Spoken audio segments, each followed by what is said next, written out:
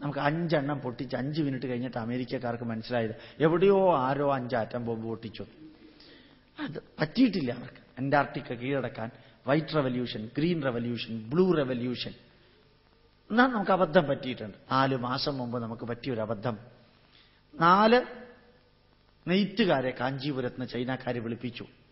ചൈനക്കാര് കാഞ്ചീപുരക്കാരെ ചൈനയിലേക്ക് വിളിപ്പിച്ചു. അവർ വിമാനത്താവളത്തിന് ഇറങ്ങി നല്ലൊരു ഹോട്ടൽ ബുക്ക് ചെയ്തു. 4 പേർക്കും 2 കോടി രൂപ കയ്യിൽ വെച്ചു കൊടുത്തു. 8 കോടി രൂപ. എന്നിട്ട് അവരോട് പറഞ്ഞു, കാഞ്ചീപുരം സാരി ഉണ്ടാക്കുന്നത് എങ്ങനെയാണെന്ന് പറഞ്ഞു തരണം. ഇവർ സന്തോഷത്തോടെ പറഞ്ഞു കൊടുത്തു. അവരത് മൊത്തം വീഡിയോ എടുത്തു. ഇപ്പോൾ ലോകത്തിലെ 63 രാജ്യങ്ങളിലേക്ക് കാഞ്ചീപുരം സാരി പോകുന്നത് ചൈനയിൽ നിന്നാണ്, ഇന്ത്യ എന്നല്ല. കാരണം നമ്മുടെ അറിവ് അറിയാതെ നമ്മൾ കൈവിട്ടു. 8 കോടി രൂപയ്ക്ക് വേണ്ടി 8000 കോടി രൂപയുടെ ബിസിനസ് ഒറ്റ വർഷം കൊണ്ട് നമ്മൾ കളഞ്ഞു. നമുക്ക് പറ്റിയ അബദ്ധം. വേദനിപ്പിക്കാനല്ല, വേദനയും ഇടയ്ക്ക് നടക്കുന്നുണ്ടെന്ന് അറിയിക്കാനാണ്. തലങ്ങും വിലങ്ങും ഇന്ത്യൻ നോളജ് ലോകത്തിൽ പേറ്റന്റ് ചെയ്യപ്പെടുന്നു. കാരണം എന്റെയും നിങ്ങളുടെയും അവകാശം എന്താണെന്ന് നമ്മൾ അറിഞ്ഞില്ല. സ്വാതന്ത്ര്യം കിട്ടി 60 വർഷമായിട്ടും ഭാരതത്തെക്കുറിച്ച് അറിയാത്ത ലോകത്തിലെ ഒരേ ഒരു ജനതയേ ഉള്ളൂ, അത് ഭാരതീയര്. മറ്റെല്ലാവർക്കും ഇന്ത്യയെക്കുറിച്ച് അറിയാം, നമുക്ക് മാത്രം ഇന്ത്യയെക്കുറിച്ച് അറിഞ്ഞൂടാ. കാരണം നമ്മുടെ നിഷേധാത്മകത. നമുക്ക് നമ്മുടെ നാടിനെക്കുറിച്ച് പുച്ഛാണ്, അവഹേളനമാണ്. അപകീർത്തിപ്പെടുത്താൻ നമുക്ക് ഒരു വിഷമമില്ല. അബുദാബിയിൽ ജീവിക്കുന്ന നിങ്ങൾ റോഡ് വീതി കാണുമ്പോൾ 160 കിലോമീറ്റർ അടിച്ചു കലക്കി വണ്ടി ഓടിക്കുമ്പോൾ അടുത്ത ഇപ്പുറത്തുള്ളവരോട് പറയും, എന്തൊരു രസമാണ് ഡ്രൈവ് ചെയ്യാൻ. അത് പറഞ്ഞ് അവസാനിപ്പിക്കില്ല, അടുത്തൊരു വരിയുണ്ട്. നമ്മുടെ നാട്ടിലൊക്കെ ആണെങ്കിൽ ഇത് പറ്റുമോ? 30 കിലോമീറ്ററിൽ പോലും ഓടിക്കാൻ സാധ്യമല്ല.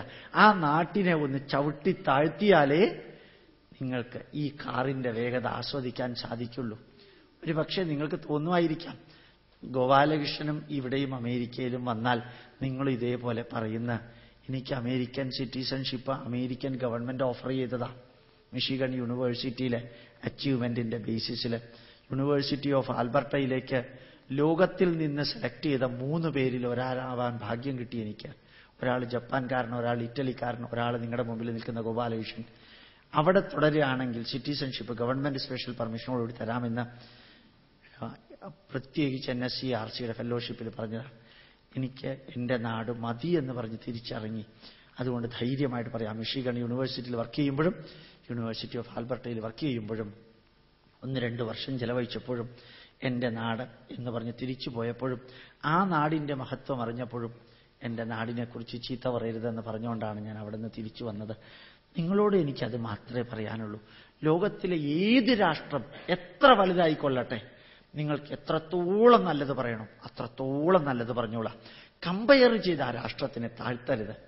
സ്വാതന്ത്ര്യത്തിന്റെ 60ാം വാർഷികം ആഘോഷിക്കുന്ന വേളയിൽ നിങ്ങളുമായി ബന്ധപ്പെട്ടവരോട് ഓർമ്മിപ്പിക്കാൻ ആഗ്രഹിക്കുന്ന ഒരേ ഒരു ആഗ്രഹം, ഇവിടെയെല്ലാം റോഡ് ഉണ്ടായതിനു ശേഷമാണ് വീടുണ്ടാവുന്നത്, അവിടെ വീടുണ്ടായതിനു ശേഷമാണ് റോഡ് ഉണ്ടാവുന്നത്. അതുകൊണ്ട് റോഡിന് വീതി കുറവാണ്. പക്ഷെ ഇത്ര ആക്സിഡന്റ് അവിടെ ഉണ്ടാവുന്നില്ല. അവിടെ ചിലപ്പോൾ ഒരു 50 രൂപ കൈക്കൂലി കൊടുക്കേണ്ടി വരും, നിങ്ങളുടെ 5 ദിർഹം, അത്രേ ഉള്ളൂ. അതൊക്കെ അതിന്റെ കൂട്ടത്തിലുണ്ടാവും. ശരിയാണെന്ന് പറഞ്ഞ് ന്യായീകരിച്ചതല്ല. പക്ഷേ ആ നാട് മാറിയിട്ടുണ്ട്. കഴിഞ്ഞ മാസം നമ്മളുടെ പ്രസിഡന്റായിരുന്ന ഡോക്ടർ APJ അബ്ദുൽ കലാമിന് royal society of London king Charles II gold medal കൊടുത്തിരുന്നു. അദ്ദേഹം സ്വീകരിക്കാൻ പോകുന്നേ ഉള്ളൂ award. 1997 king Charles II gold medal establish ചെയ്തത്. അതിൽ ആദ്യത്തെ അവാർഡ് കിട്ടിയത് ജപ്പാൻകാരൻ അക്കിഹിതോ ചക്രവർത്തിക്ക് 1999. രണ്ടാമത്തെ അവാർഡ് 2007 ഡോക്ടർ APJ അബ്ദുൽ കലാമിന്. 2 ഗോൾഡ് മെഡലേ കൊടുത്തിട്ടുള്ളൂ. ഇത് കൊടുക്കാൻ പോകുന്നേ ഉള്ളൂ. കൊടുക്കുന്ന സമയത്ത് ഒരു സൈറ്റേഷൻ ഉണ്ട്, അത് നമ്മൾ വെബ്സൈറ്റിൽ അപ്ലോഡ് ചെയ്തിട്ടുണ്ട്. ആ സൈറ്റേഷനിൽ പറഞ്ഞിരിക്കുന്നത്, you elevated yourself from the position of the chief scientific adviser to prime minister of India to the President of India, and you elevated your country from the status of developing country to developed country. We recognize you, we appreciate you by giving this gold medal. Developing country എന്നുള്ളതിൽ നിന്ന് developed country എന്നുള്ളതിലേക്ക് ആരെ ഉയർത്തി? നിങ്ങളുടെ രാഷ്ട്രത്തെ. ആ രാഷ്ട്രം developed country ആണെന്ന് നമ്മളെ 250 കൊല്ലം ഭരിച്ച ഇംഗ്ലണ്ടുകാരെ കൊണ്ട് പ്രകൃതി അംഗീകരിപ്പിച്ചു. ആ രാഷ്ട്രത്തിന്റെ മക്കളായ നിങ്ങൾ അംഗീകരിക്കേണ്ടത്. അവിടെ കുറവുകൾ ഉണ്ടാവാം. പക്ഷേ ഞാൻ ഒരു 15 ഫ്ലൈറ്റ് കഴിഞ്ഞിട്ടാണ് ഞാനിവിടെ വന്നത്. പലരും പറയാറുണ്ട് ഇന്ത്യയിൽ വിമാനത്തിന് സമയനിഷ്ഠയില്ല. ഇവിടെയും കണ്ടു, ഷിക്കാഗോയിൽ നിന്ന് ഹ്യൂസ്റ്റണിൽ പോയപ്പോഴത്തേക്കും 1.25 മണിക്കൂർ ലേറ്റായിരുന്നു അമേരിക്കൻ ഫ്ലൈറ്റ്. അതുപോലെ തന്നെ ഹ്യൂസ്റ്റണിൽ നിന്ന് വാങ്കൂവറിലേക്ക് വന്നപ്പോഴും 15 മിനിറ്റ് ലേറ്റായിരുന്നു.